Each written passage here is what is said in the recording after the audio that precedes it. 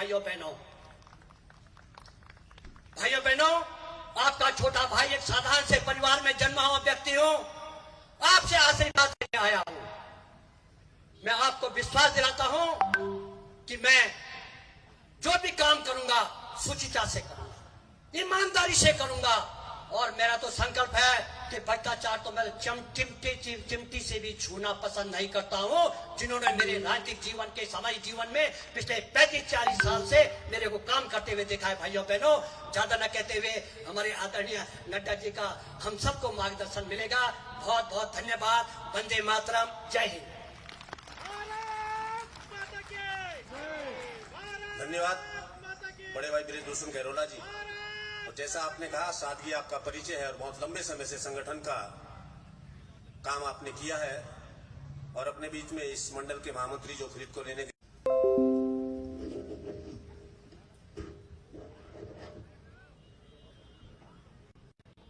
आज के इस चुनावी जनसभा में मेरे साथ उपस्थित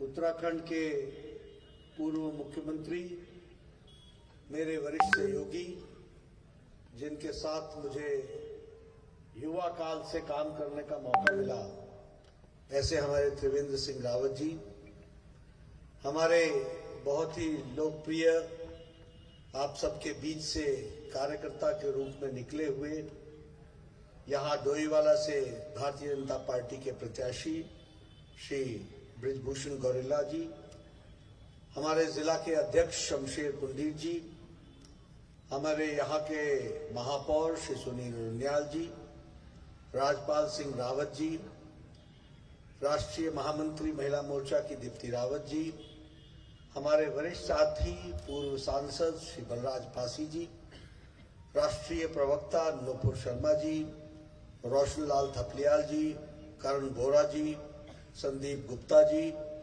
दीवान सिंह रावत जी, अशोक राज पवार जी, राजेंद्र मनवाल जी, पुरुषोत्तम गुलेरिया जी, पुष्पा जी, विजय कंडवाल जी, राजकुमार राज जी, सम्मानित मंच, और यहाँ इस चुनावी सभा में इतनी ठंड में भी पूरी गर्मजोशी के साथ बैठे हुए हमारे देवियों और सज्जनों, माताएं, बहनें, बुजुर्ग, नौजवान साथी और मीडिया के मेरे साथी, प्रिंट मीडिया और इलेक्ट्रॉनिक मीडिया के मेरे साथी, आज हम सबको मालूम है एक दुखद समाचार।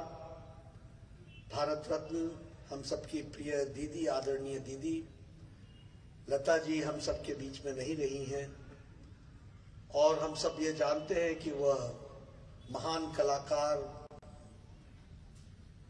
संगीत की दुनिया में तो दुनिया में उन्होंने अपना नाम कमाया, लेकिन एक व्यक्तित्व के रूप में भी मर्म से भरी हुई, ममता की देवी, ऐसे हमने महान शख्सियत को आज खो दिया है। ईश्वर उनकी आत्मा को अपने चरणों में स्थान दे और साथ ही साथ हम सब लोग भावभीनी श्रद्धांजलि उनको अर्पित करते हैं। भगवान उनको अपने चरणों में स्थान दे और परिवार को इस दुख भरी घड़ी में इसको सहने की ताकत दे। और उनका परिवार सिर्फ उनका परिवार नहीं, सारा भारतवर्ष परिवार है जो आज शोकाकुल है। हम सब लोग जुड़कर ईश्वर से प्रार्थना करते हैं कि उनकी आत्मा को शांति मिले। मित्रों, ये चुनावी सभा है और मुझसे पहले हमारे बहुत से वक्ताओं ने आपके साथ में सारी बातें रखी हैं। मुझे थोड़ा सा अंतिम अंश त्रिवेंद्र जी का सुनने को मिला, बाद में बृजभूषण जी गौराला जी का वक्तव्य सुनने को मिला। मैं यह देख रहा था और मैं ये समझ रहा था कि भारतीय जनता पार्टी का अंतर क्या होता है, और यह अंतर आपको मैं बताना चाहता हूं। ये भारतीय जनता पार्टी ही एक ऐसी पार्टी है जहां कोई भी नेता मंच पर खड़ा होकर के जब भाषण देता है तो वह हमेशा ये बात कहता है कि हमने ये कहा था, हमने ये किया है, हम जो कहेंगे वो करेंगे। ये ताकत सिर्फ भारतीय जनता पार्टी के पास है, इसको हमको ध्यान रखना।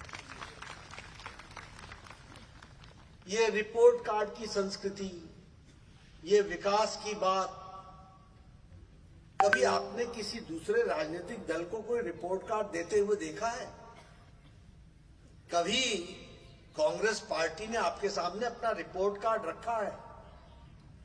हर चुनाव उनके लिए नया होता है, नए नारे, नए वायदे, नई बेवफाई, अगले चुनाव में फिर नए वादे। पिछली बातें भुला दो। ये लोगों की चिंता करने का काम अगर किसी ने किया है तो हमारी भारतीय जनता पार्टी ने किया है।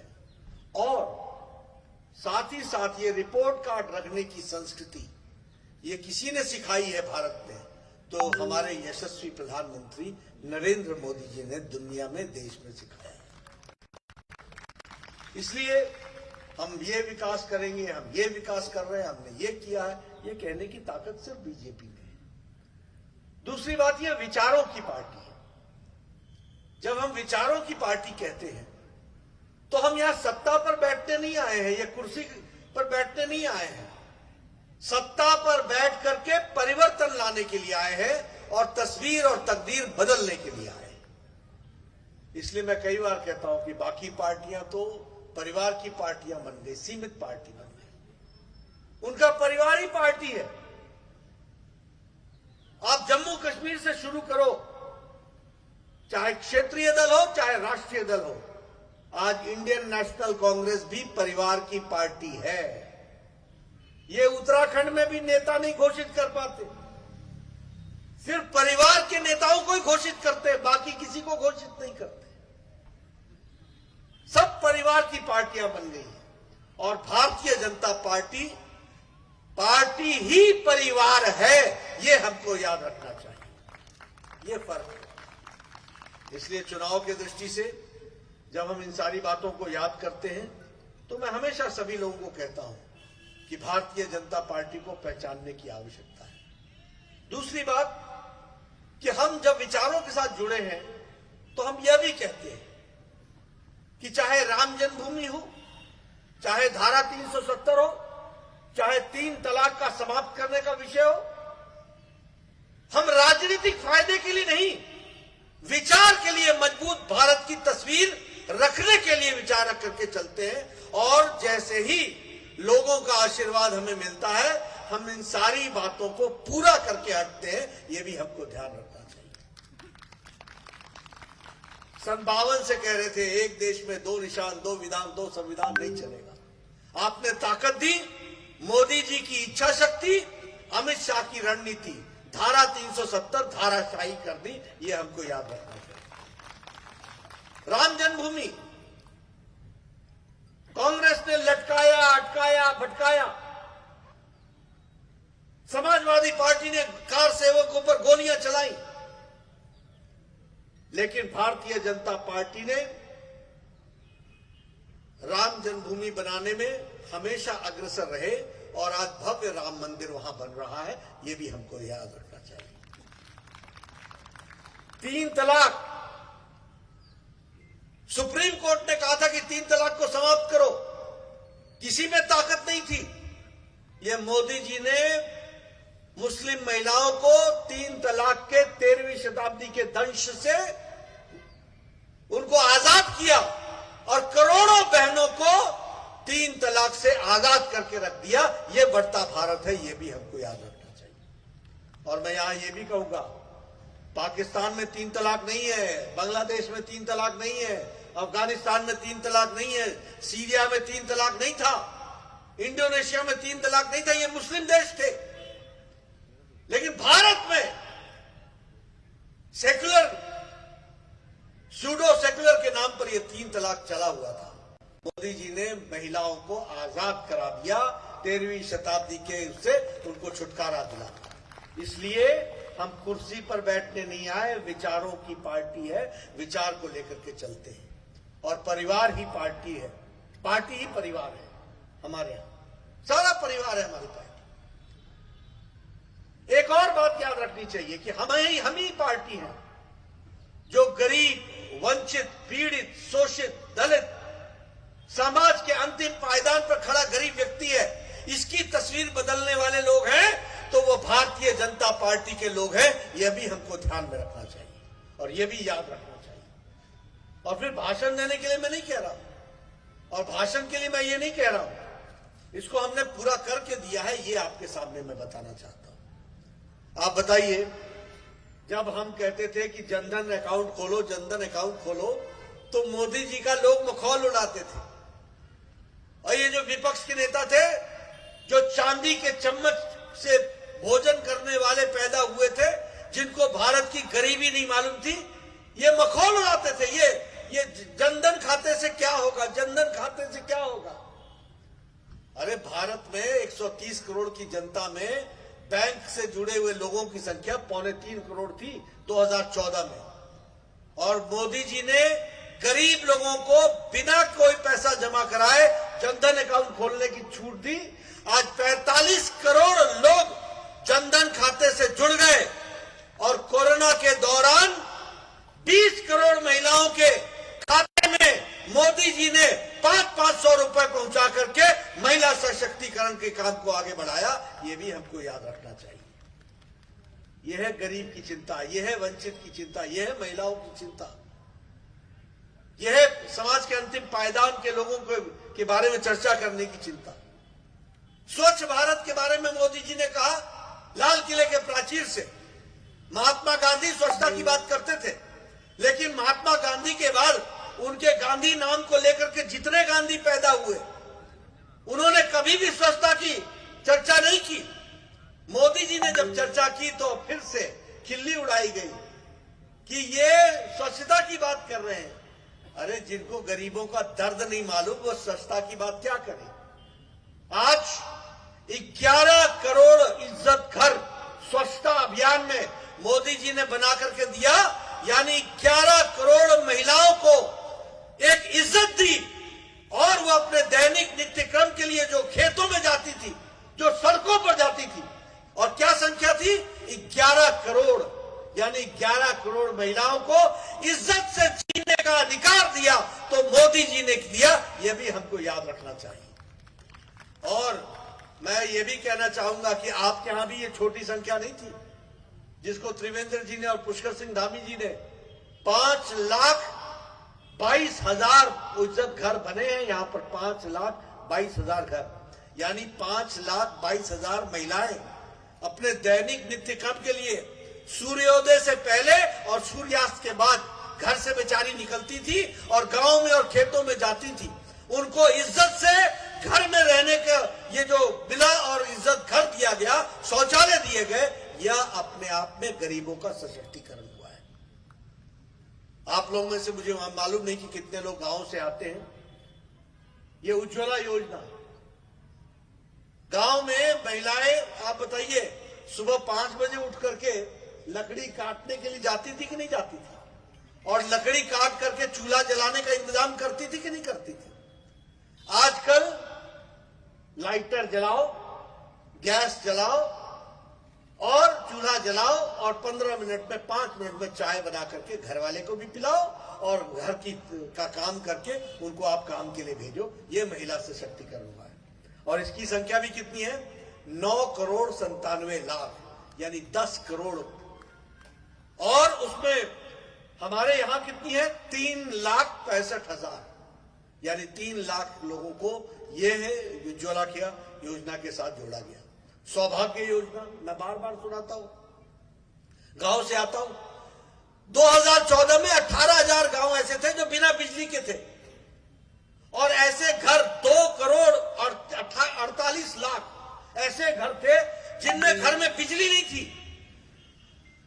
मोदी जी ने और यहां त्रिवेंद्र जी ने और पुष्कर सिंह धामी जी ने उत्तराखंड में 2,48,000 लोगों को घर में बिजली दी, और देश में 2 करोड़ 62 लाख लोगों को बिजली पहुंचाई है। एक समय था बिजली मांगने जाओ तो जेई बोलता था कि तार अपने घर से ले आओ और खंबा उठा करके ले जाओ, और फिर मैं आऊंगा बिजली लगाने। ये गांव की तस्वीर थी कि नहीं थी। आज सौभाग्य योजना में दिन में फॉर्म भरो और शाम को बिजली लगवा लो, ये घर की तस्वीर बदली है। इसको भी हमको याद रखना चाहिए। ये महिला सशक्तिकरण की दृष्टि से काम हुआ है। और अगर मैं बात करूं हमारे सैन्य लोगों की, सैनिक लोगों की, तो चाहे वो सैन्य धाम बनने की बात हो या फिर OROP, one rank one pension, ये 1971-72 की डिमांड थी, 71-72 की, 2014-15 में मोदी जी ने पूरी की और आज उत्तराखंड में 1,16,000 हमारे फौजी भाइयों को वन रैंक वन पेंशन का लाभ मिला है। ये वीर भूमि को लाभ मिला है, ये भी हमको याद रखना चाहिए। उसी तरीके से ग्रुप C और D के लिए अगर किसी की शहादत हो जाती है, शहीद हो जाता है, तो उनको भी, उनके घर के लोगों को नौकरी फौज में मिले, इसकी भी व्यवस्था की गई है। इस बार का बजट 3 दिन पहले आया, 60 लाख नौकरियों देने की व्यवस्था की गई और इसी के साथ साथ हमारे पैडी के लिए, वीट के लिए उसका भी इंतजाम किया गया कि उसके लिए भी हम व्यवस्था करेंगे। उसी तरीके से 25,000 किलोमीटर की सड़क बनने की व्यवस्था की गई और 20,000 करोड़ रुपए एक साल, इस साल 22-23 में खर्च होने वाला है सिर्फ सड़क के लिए, जो एक विकास की गंगा बनेगी। मित्रों, यहां के विकास की बात अगर कहें, रोपवे की बात की गई है। अब रोपवे के माध्यम से 60 किलोमीटर का रोपवे बनेगा और आपके यहां भी रानीबाग, हनुमानगढ़ी में, नैनीताल में 12 किलोमीटर का रोपवे बन रहा है। गोविंद घाट से गंगारिया के लिए 8.8 किलोमीटर का रोपवे बन रहा है। यानी विकास की एक नई कहानी बन रही है। और अगर मैं डोईवाला की बात करूं, वैसे मुझे दोहराना नहीं चाहिए, लेकिन फिर भी आपके सामने जो हमारे पूर्व में मुख्यमंत्री रहे त्रिवेंद्र सिंह रावत जी ने जो यहाँ काम किया है, चाहे लॉ यूनिवर्सिटी की बात हो, चाहे अन्य इंस्टीट्यूशंस की बात हो, चाहे यहाँ पर इंस्टीट्यूशंस को खोलने की बात हो, सड़कों की बात हो, हर एक तरीके का जाल बिछाने का काम इस डोईवाला में हुआ है और यह काम आगे भी जारी रहेगा, ये मैं आपको विश्वास के साथ कहना चाहता हूं। मित्रों, मैं आपका ज्यादा समय नहीं लेना चाहता, चुनाव का समय है। मुझे मालूम है कि आपको काफी देर से यहाँ बैठे हुए हैं और मैं आपकी ठंडक देख रहा हूं, उसके बावजूद भी आप स्वेटरों में से और पॉकेट से हाथ निकाल करके ताली बजा रहे हैं। इसके लिए मैं आपका बहुत बहुत धन्यवादी भी हूं। लेकिन मैं एक बात कहने के लिए आया हूं। उत्तराखंड की बात करें तो ये डबल इंजन की सरकार मोदी जी के नेतृत्व में चल रही है। ये 4 धाम की सड़क, 12,000 किलोमीटर की सड़क, ये उत्तर प्रदेश की तस्वीर बदलने वाली है। ये केदारपुरी का विकास, ये अपने आप में एक तस्वीर बनने वाली है। ये रेल लिंक डोईवाला से लेकर के टनकपुरी से होते हुए, जिसका आपने 100% लैंड एक्विजिशन कर लिया है, ये विकास की नई कहानी कहने वाली है। ये लॉ यूनिवर्सिटी अपने आप में विकास की नई कहानी कहने वाली है। ये उधम सिंह में सैटेलाइट सेंटर बनना all India institute of medical sciences का, ये विकास की एक नई कहानी कहने वाली है। और जैसा कि प्रधानमंत्री जी ने कहा है कि उत्तराखंड विकास, अगला दशक जो है वो उत्तराखंड का दशक है। ये विकास की दृष्टि से हमको याद रखना है। इसलिए मैं अंत में सिर्फ एक ही बात कहूंगा कि आप विकास में अपने आप को शामिल करें, उत्तराखंड की बदलती हुई तस्वीर में आप अपने आप को शामिल करें। एयरपोर्ट से लेकर के हर तरीके के विकास की कहानी यहां रची गई है। कनेक्टिविटी, सड़कों का जाल, ओवरब्रिज, अंडरब्रिज, अंडरपास, ये सारी चीजें की गई। और मुझसे कोई जब बोलता है कि ये तो सड़कें हैं, मैं कहता हूं ये सड़कें नहीं है, ये हाईवेज नहीं है, ये विकास की गंगा है, ये याद रखना। और अगर मैं बात करूं इस पुण्य भूमि की, तो यहाँ की सांस्कृतिक विरासत को रूप देने का काम भी किया है। तो इसका नेतृत्व आदरणीय प्रधानमंत्री मोदी जी ने किया है और धरती पर उतारने का काम उत्तराखंड की सरकार ने किया है। इसको हम और आगे बढ़ाएं, ये मैं जरूर चाहूंगा। साथ ही साथ एक बार पुनः आप हमारे ब्रिजभूषण जी को आप विजय हासिल कराएं। और हम सब जानते हैं कि त्रिवेंद्र जी का आशीर्वाद और सहयोग हमको हमेशा मिलता रहा है, मिलता रहेगा और उनके ही देख रेख में डोईवाला आगे बढ़ता रहेगा और ब्रिजभूषण जी काम करते रहेंगे। इस बात का मैं आपको विश्वास दिलाना चाहता हूं।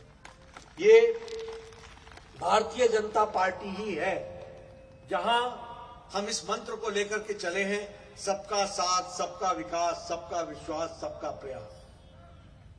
बाकी पार्टियां कहीं जाति पर बांटती हैं, कहीं इलाके पर बांटती हैं, कभी पहाड़ और मैदानी इलाका में बांटती हैं, समाज को खंडित करने का काम करती हैं और राजनीतिक दृष्टि से लोगों को बांट करके राज करने का काम करती हैं। लेकिन सबको साथ लेकर के चलने का काम ये भारतीय जनता पार्टी ने उठाया है।